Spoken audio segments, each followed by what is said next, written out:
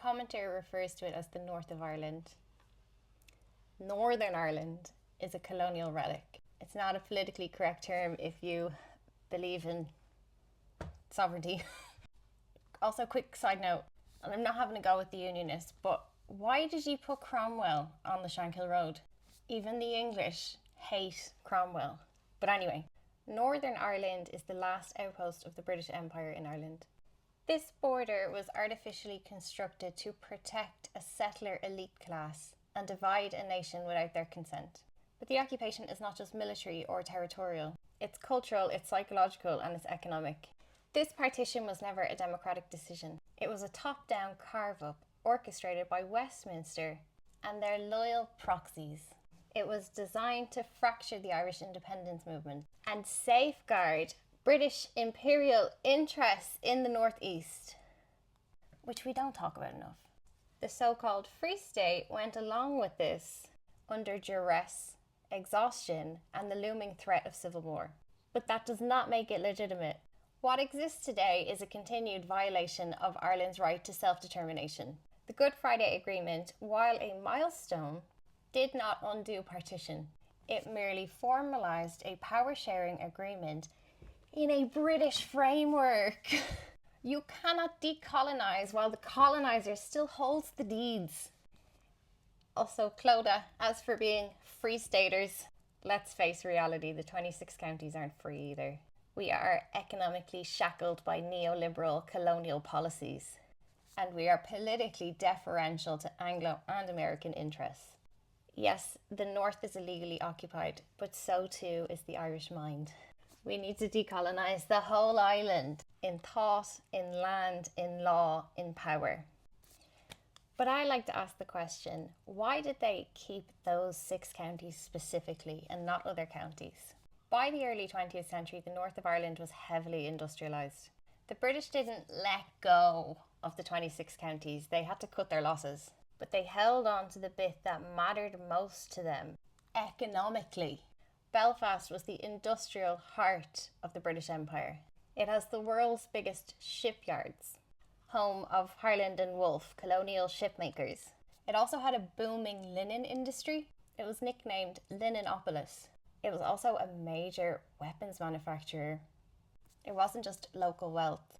Belfast was imperial infrastructure. This would be like giving away Liverpool or Glasgow. They don't want to do that either. Ulster Unionists are not just a population. They are a colonial asset.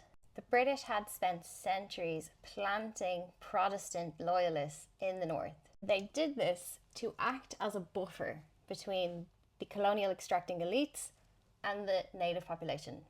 These people seen themselves as British. Cromwell really still? I know, but come on! They were armed, organised, and backed by Westminster. This is classic textbook divide and conquer strategy. Protestants were told by the British that they were superior, and so they were entitled to the better jobs, the better housing, better status. Protestants in the north were colonised too, just differently.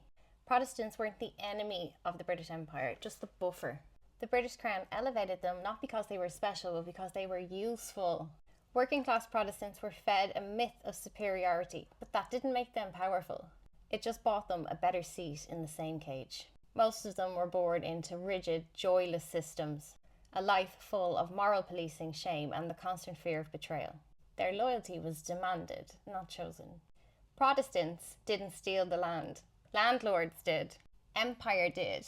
The men in the wigs who told big fibs. They turned neighbours into enemies. They broke working class loyalty and replaced it with flags and fear. The communities that built the empire, built the ships, wove the linen, made the guns.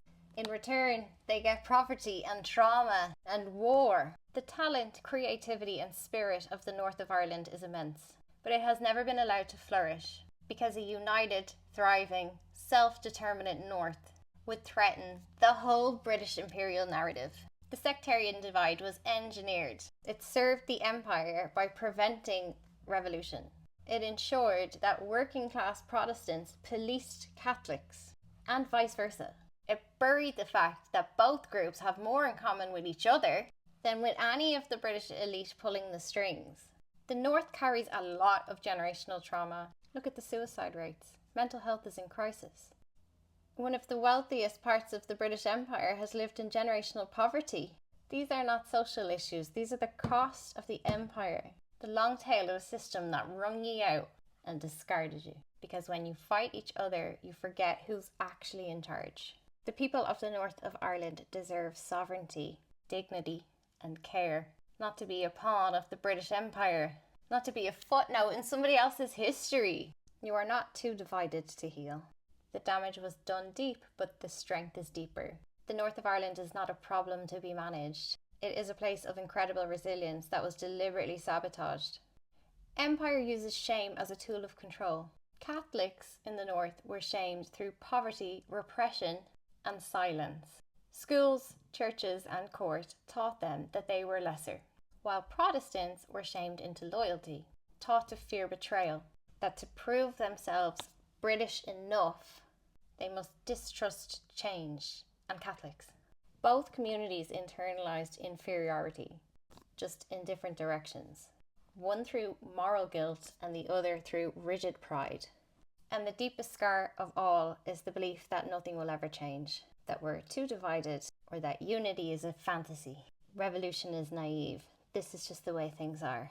That belief is termed psychological surrender, and it is the crown jewel of imperial control. Because if you can convince people that they are unworthy of change, then you don't need guns or lawyers anymore. They'll hold themselves down.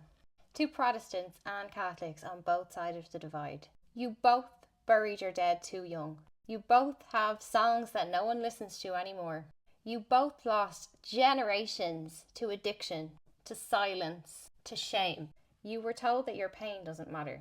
You are not each other's enemy. You are each other's mirror, distorted by centuries of imperial gaslighting. And you both deserve a future where your children do not inherit those shackles of shame, that fear.